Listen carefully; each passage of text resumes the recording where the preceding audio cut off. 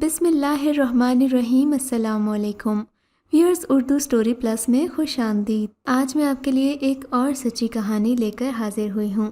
امید ہے کہ کہانی آپ کو ضرور پسند آئے گی۔ کہانی پسند آنے کی صورت میں اس ویڈیو کو لائک کیجیے اور اس طرح کی مزید کہانیاں سننے کے لیے ہمارے چینل اردو سٹوری پلس کو سبسکرائب کیجیے۔ اسرار بھائی ملازمت ملنے پر بہت خوش تھے۔ انہیں یہ خوشی تھی کہ ان کا آفیسر مہربان، خوش اخلاق اور ملنسار تھا۔ انہیں اپنی آفیسری کا قطعی غرور نہیں تھا، بلکہ ماتحت عملے کے ساتھ دوستانہ طرز سے پیش آتے تھے، تبھی سارا عملہ ان سے خوش تھا۔ ان کے آفیسر کا نام زید تھا۔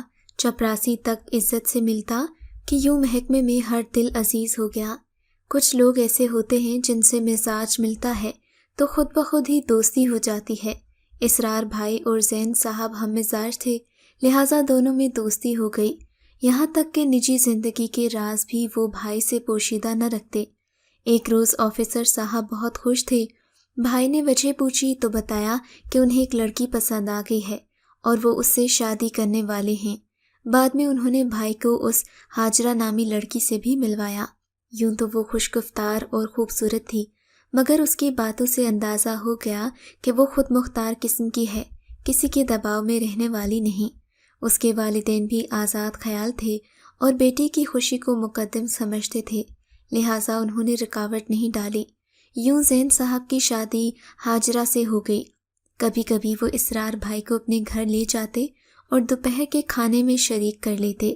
بھائی نے اس دوران اندازہ کر لیا کہ ہاجرہ اپنے خوابوں میں جینے والی لڑکی ہے۔ ویسے تو وہ سگھڑ اور سلیقہ شعار تھی، لیکن اس کے خیالات اس قسم کے تھے کہ وہ مردوں کی برتری کو تسلیم نہیں کرتی تھی۔ اس کا کہنا تھا کہ عورت کا درجہ مرد کے برابر ہے، لہٰذا اس کے حقوق بھی برابر کے ہونے چاہیے۔ وہ خواتین کے حقوق کی علم بردار تھی۔ گفتگو میں اکثر کہتی تھی کہ ایسے مردوں کو سبق سکھانا چاہیے جو عورت سے خود کو برتر سمجھتے ہیں اور اس کے حقوق کا خیال نہیں کرتے۔ ایک حد تک تو یہ بات ٹھیک تھی، مگر اللہ کی طرف سے جو حدود مقرر تھیں ان سے تجاوز کا راستہ بربادی کی طرف لے جاتا ہے، خواہ یہ غفلت اور زیادتی مرد کی طرف سے ہو یا پھر عورت کی طرف سے، دونوں ہی قصوروار ٹھہرائے جاتے ہیں۔ شروع دنوں میں میاں بیوی کی محبت مثالی تھی، رفتہ رفتہ ان میں متضاد نظریات کے باعث ٹکراؤ ہو گیا اور یوں ہاجرہ چھوٹی چھوٹی باتوں پر پریشان رہنے لگی۔ جب کوئی بات اس کے مزاج کے خلاف ہوتی تو وہ درگزر کرنے کی بجائے روٹ کر میکے چلی جاتی۔ تب زین بہت پریشان ہوتا، بیوی کو منانے میکے کے در پر جانا پڑتا۔ بات دراصل یہ تھی کہ زین اپنی بیوی کو خوش رکھنے کی پوری کوشش کرتے، مگر وہ گرم مزاج عورت ہر روز کوئی نہ کوئی بہانہ بنا کر روٹھ جاتی۔ کسی مجبوری کے سبب اگر شوہر اس کی کوئی فرمائش پوری نہ کر پاتا تو وہ ناراض ہو جاتی، یہاں تک کہ اس کا کھانا اور ناشتہ بھی بند کر دیتی۔ کہتی، جب تمہیں میرے حقوق کا خیال نہیں تو میں کیوں تمہارا خیال رکھوں؟ غرض وہ عورت کے حقوق کی اس قدر گردان کرتی کہ زین صاحب کا سر گھوم جاتا۔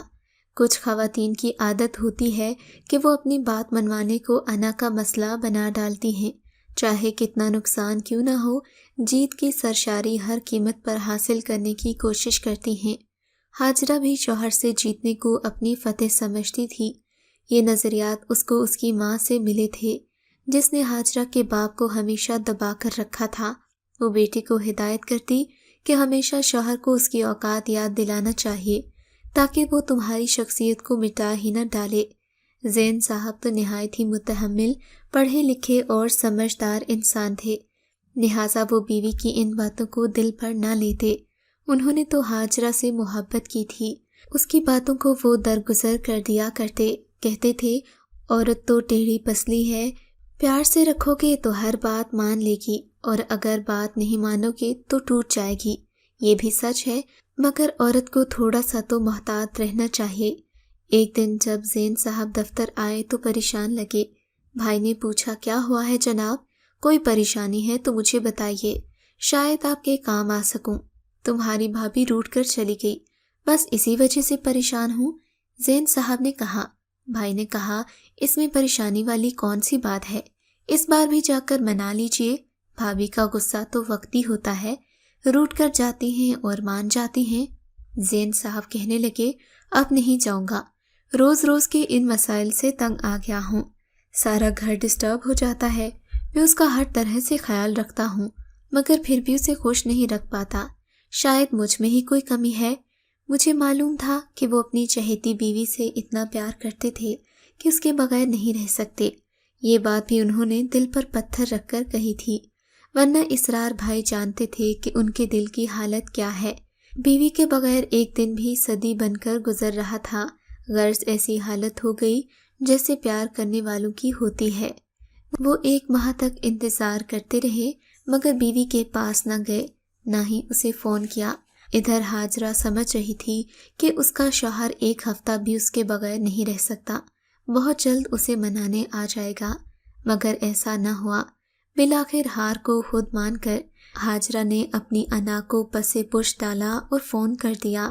ادھر اپنی محبت میں سچا شوہر بھی اس کی توجہ کا منتظر تھا، بیوی کی آواز سن کر اس کے بے چین دل کو قرار آ گیا۔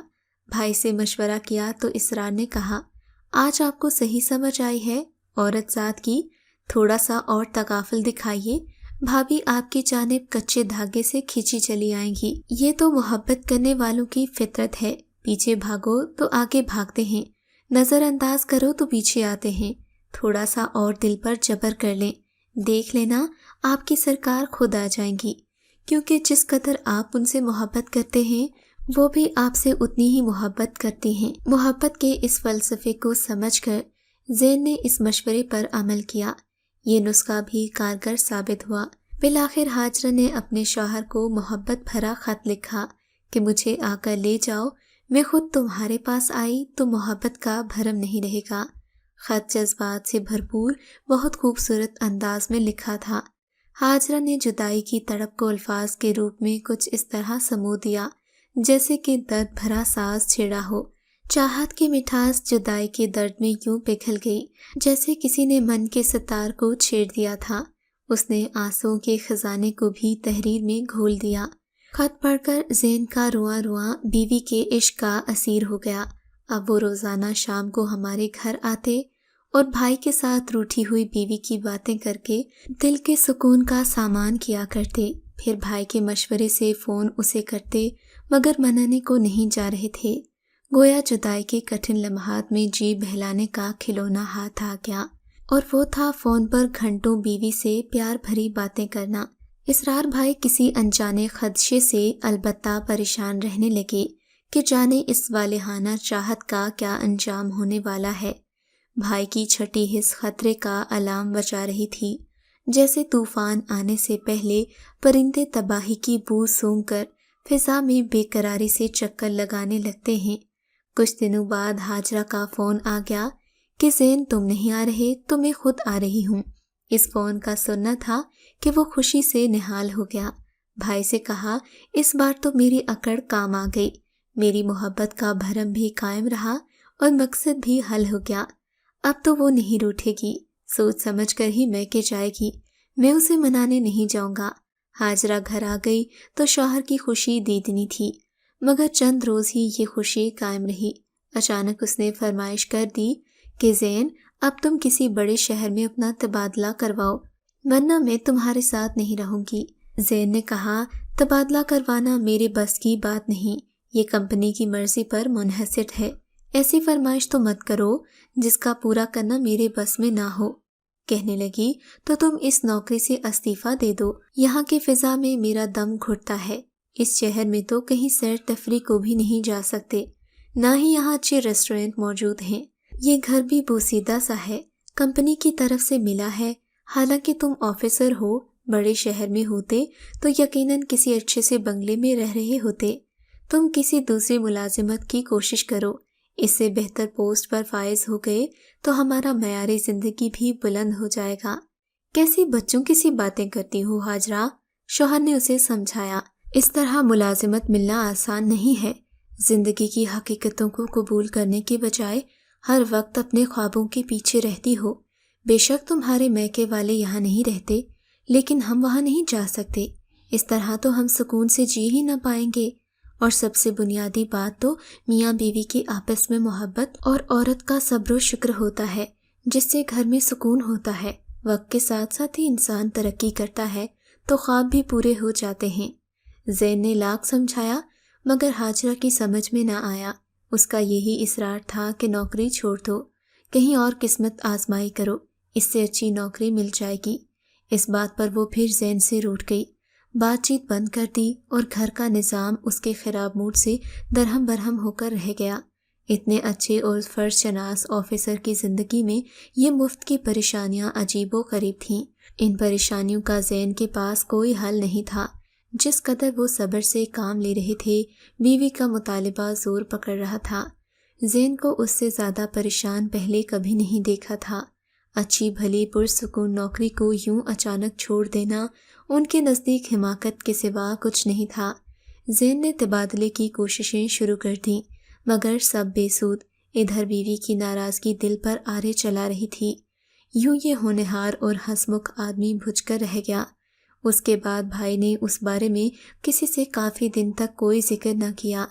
ایک دن دفتر سے کافی پریشان آئے۔ امی نے وجہ پوچھی تو بتایا، آج میں صبح آفس میں بیٹھا تھا۔ زین صاحب آفس آئے اور دھم سے اپنی کرسی پر ڈھہ گئے۔ ان کا چہرہ عجیب تھا، جیسے کسی سے لڑ کر آئے ہوں۔ ابھی چند منٹ ہی گزرے تھے کہ ہاجرہ آ گئی۔ وہ بڑبڑاتی ہوئی شوہر کے پاس گئی اور اس کے منہ پر زور کا تھپڑ جڑ دیا اور چیخ کر بولی، میں ابھی اور اسی وقت گھر چھوڑ کر جا رہی ہوں۔ تم سے شادی کر کے پچھتاتی ہوں۔ یہ کیسی زندگی دی تم نے مجھے؟ تم عورت کو کیا سمجھتے ہو؟ پاؤں کی جوتی؟ مگر میں کسی کے پاؤں کی جوتی تو نہیں ہوں۔ تم مردوں کو جب تک تمہاری اوقات میں نہ رکھو سر پر چڑھ جاتے ہو۔ اس نے اپنی ماں کے سکھائے جملے دہرائے۔ یا خدا، یہ اچانک بھابھی کو کیا ہو گیا؟ میں تو دم بخود رہ گیا۔ آفس میں موجود ہر شخص حیران تھا۔ اپنی جگہ پر حیرت کی تصویر بنے لوگ اسے دیکھ رہے تھے۔ زین صاحب تو اپنی جگہ پر منجمد ہو گئے۔ کیا چھوٹے کیا بڑے آفیسر سب ان کی بے حد عزت کرتے تھے، احترام کی نگاہوں سے دیکھا کرتے تھے۔ آج اپنے شوہر کی عزت سب کے سامنے ہاجرہ خاک میں ملا کر چلی گئی تھی۔ کافی دیر تک وہ اپنی جگہ سکتے میں بیٹھے رہے۔ بالآخر میں ان کے پاس گیا اور ان کو ساتھ لے کر ان کے گھر چلا گیا۔ وہاں ہاجرہ تو کیا، اس کا سایہ بھی موجود نہ تھا۔ وہ کافی سامان بھی لے گئی تھی، گھر خالی پڑا تھا۔ بات کیا ہوئی؟ صرف یہ کہ کئی دنوں سے جو مطالبہ وہ دہرا رہی تھی، آج صبح صبح پھر سے اصرار کر دیا، جس پر زین صاحب کا صبر جواب دے گیا۔ انہوں نے پہلی بار بیوی کو بری طرح ڈانٹا، جس کا انتقام اس جنونی عورت نے آفس میں یوں آ کر شوہر کو سب کے سامنے تھپڑ مار کر اس کی عزت کو خاک میں ملا کر لیا۔ اس کے بعد زین صاحب وہ صاحب نہ رہے، ہر دم خاموش سوچوں میں گم رہتے۔ اپنے عملے کے سامنے سے گزرتے تو سر جھکا لیتے، ہر لہجہ شرمساری سی ان پر چھائی رہتی۔ بہت کوشش کی کہ یہاں سے تبادلہ کروا لیں مگر نہ ہو سکا۔ بالآخر انہوں نے نوکری سے استعفیٰ دے دیا اور بیمار پڑ گئے۔